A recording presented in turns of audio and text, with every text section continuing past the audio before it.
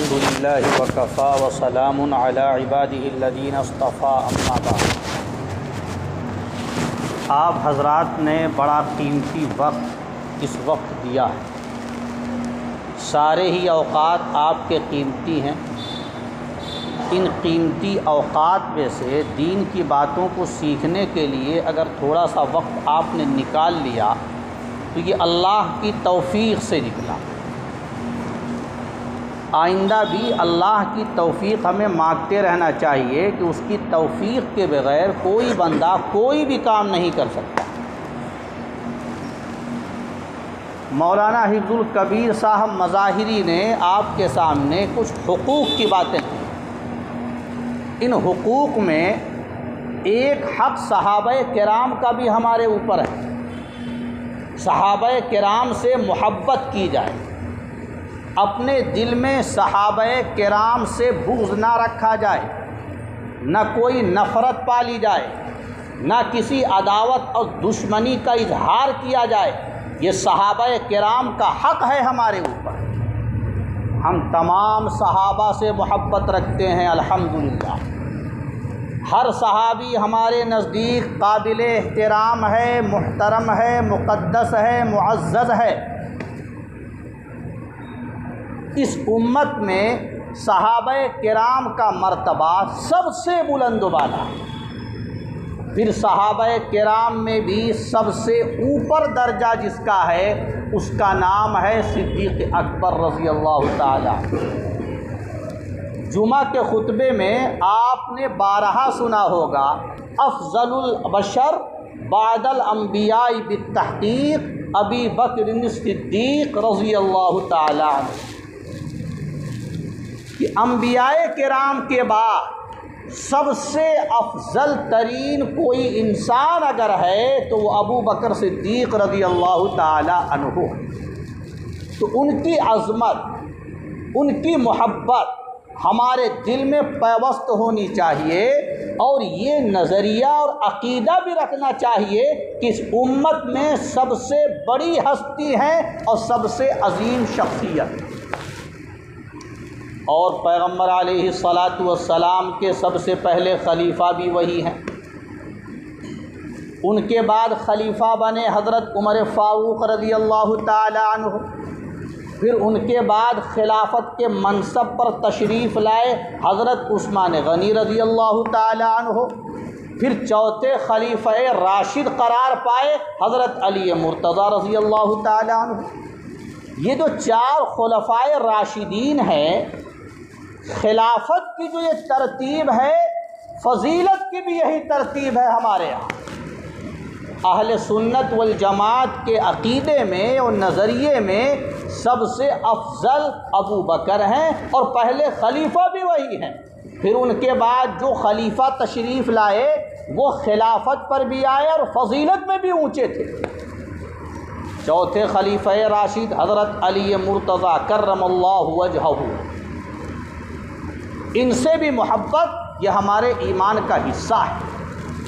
ان کے بارے میں کچھ لوگ افراط و تفریط کے اندر مبتلا ہو گئے۔ کچھ لوگوں نے حضرت علی مرتضیٰ رضی اللہ تعالی عنہ کو خدائی کے مرتبے پہ پہنچا دیا، اور کچھ لوگوں نے حضرت علی مرتضیٰ سے رنجش اتنی رکھی کہ اسلام کے دائرے سے ہی نکال دیا۔ ہم نہ دائرے سے نکالتے ہیں اور نہ خدائی کے منصب پر فائز کرتے ہیں، ہم حضرت علی کو وہ مقام دیتے ہیں جو نبی نے تجویز کیا ہے، جو نبی نے ان کے بارے میں فرمایا، کیونکہ دین اور شریعت بنتی ہے کہاں سے؟ وہ نبی کے اقوال سے، نبی کے ارشادات سے، نبی کے فرمودات سے، نبی کے اعمال سے اور نبی کے اخلاق سے یہ شریعت بنتی ہے۔ شریعت اپنے نفس سے نہیں بنتی۔ تو جو لوگ شریعت کے اس مزاج سے ہٹ جائیں گے اور اپنی مرضی سے شریعت بنانے لگیں گے تو وہاں بگاڑ پیدا ہوگا، خرابی پیدا ہوگی، برائیاں جنم لیں گی، ضلالت اور گمراہی کی دلدل میں آدمی پھنستا چلا جائے گا۔ تو شیر خدا علی مرتضیٰ رضی اللہ تعالی عنہ کے بارے میں ہمیں یہ سمجھنا ہے کہ یہ ہمارے محبوب ہیں، تمام صحابہ بھی قابل احترام ہیں، حضرت علی مرتضیٰ بھی محترم ہیں اور مقدس ہیں، چوتھے خلیفہ راشد ہیں، داماد پیغمبر ہیں۔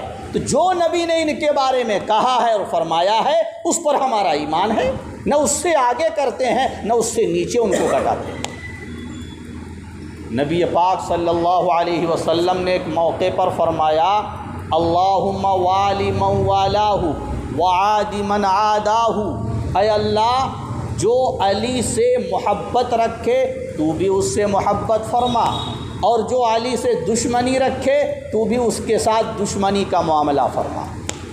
اور سیدنا علی کے بارے میں نبی کی یہ ہدایت آنکھوں کا سرما بنانے کے قابل ہے، اپنے دل میں اتارنے کے قابل ہے۔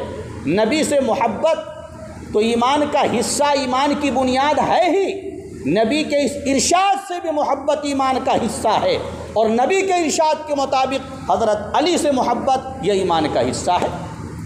اسی لیے سیدنا امام اعظم ابو حنیفہ رحمہ اللہ کا فرمان ہے، نحن نفضل الشیخین ونحب الختنین، کہ ہم شیخین کی فضیلت کے قائل ہیں اور ختنین کی محبت کے قائل ہیں۔ کیا مطلب ہے؟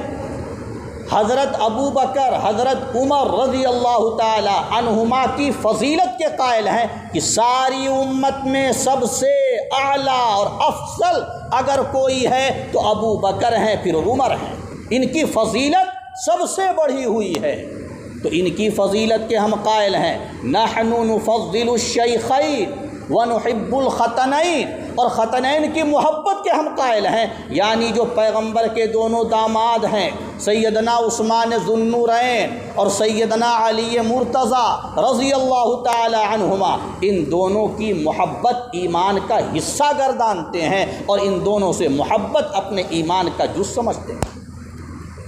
یہ امام اعظم ابو حنیفہ کا فرمان ہے، اور ایسے ہی ارشادات کی روشنی میں انہوں نے یہ بات فرمائی۔ اس لیے حضرت علی مرتضیٰ سے ہمیں محبت رکھنی چاہیے، حضرت علی مرتضیٰ کی محبت اپنے دل میں بسانی چاہیے۔ اللہ تعالیٰ نے حضرت علی مرتضیٰ کو کچھ خصوصیتوں سے نوازا ہے، جیسے تمام صحابہ کرام کو الگ الگ صلاحیتوں سے مالا مال کیا ہے، اور بہت ساری خوبیاں اور محاسن ان کے اندر اللہ نے رکھے ہیں، ایسے ہی حضرت علی مرتضیٰ کے اندر بھی کچھ خاص اوصاف رکھے ہیں۔ ایک موقع پر آقائے دو عالم سرور کائنات فخر موجودات امام الانبیاء والمرسلین حضرت محمد الرسول اللہ صلی اللہ علیہ وسلم نے ارشاد فرمایا، ارحم امتی بامتی ابو بکر، کہ میری امت میں سب سے رحم دل اگر کوئی ہے تو وہ ابو بکر ہے۔ یہ ان کا خاص وصف ہے، اس میں امتیازی شان ہے، ان میں امتیازی صفت ہے۔ اسی طرح فرمایا، اشدہم فی امر اللہ عمر، دینی غیرت، دینی حمیت اور دینی جلالت کے لحاظ سے اگر کوئی بڑھا ہوا ہے تو وہ عمر فاروق رضی اللہ تعالی عنہ۔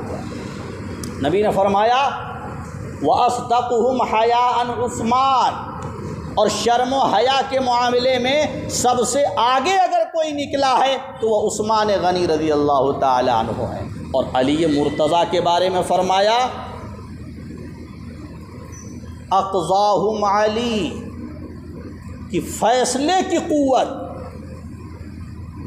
قضا کی طاقت، ججمنٹ کی قدرت سب سے زیادہ اللہ نے علی میں رکھی ہے، اور تاریخ گواہ ہے حضرت علی مرتضیٰ نے ایسے زبردست کیے ہیں کہ انسان اعتراف کیے بغیر نہیں رہتا کہ واقعی علی مرتضیٰ شیر خدا کو جو مہارت اللہ نے اس لائن میں دی ہے وہ انہی کا کمال ہے، وہ انہی کی شان ہے۔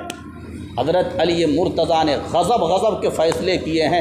اتنا آپ کے پاس وقت نہیں ہے کہ آپ اتنی دیر تشریف رکھیں گے، اور نہ اتنا وقت میں لے کر کے آیا ہوں کہ آپ کے سامنے سیر حاصل گفتگو کی جائے۔ یار زندہ صحبت باقی، پھر کبھی گفتگو ہوگی اس پر انشاءاللہ، لیکن جو یہ بات آ گئی ہے اس پر تھوڑی سی بات آپ کے سامنے میں پیش کروں۔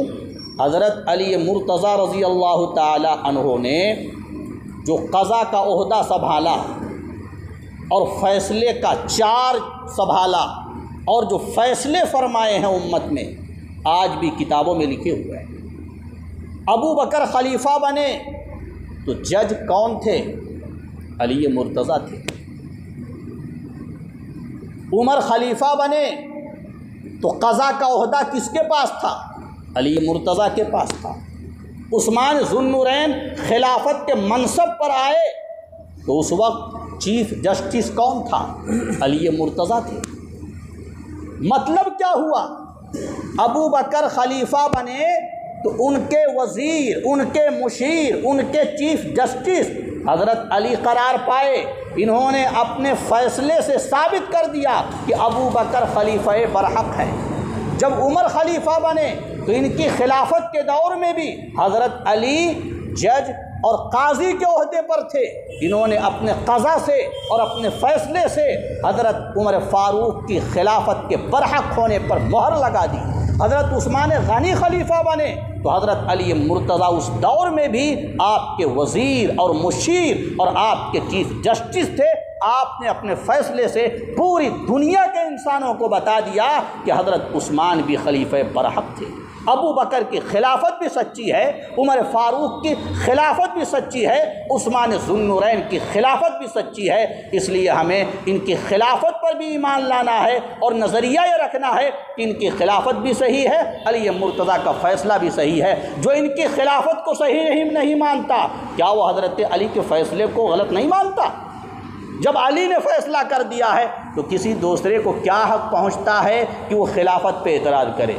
اس لیے ہمارا یہ یقین بننا چاہیے کہ اللہ نے جن حضرات صحابہ کو خلافت کے جس مقام پر رکھا ہے وہ اسی مقام کے مستحق تھے، اور ابو بکر کو پہلا خلیفہ بنایا۔ اللہ نے ایسا موقع فراہم کیا، وہ پہلی خلافت پہ آئے تو ابو بکر کا پہلا خلیفہ ہونا یہ صحیح ہے، عمر کا دوسرا خلیفہ ہونا یہ بھی صحیح ہے، عثمان کا تیسرا خلیفہ ہونا یہ بھی درست ہے، اور علی مرتضیٰ چوتھے خلیفہ راشد ہیں یہ بھی صحیح ہے۔ اللہ تعالی ہم سب کو ان باتوں پر یقین رکھنے کی اور اسی پر خاتمے کی توفیق عطا فرمائے۔ وآخر دعوانا ان الحمد للہ رب العالمین۔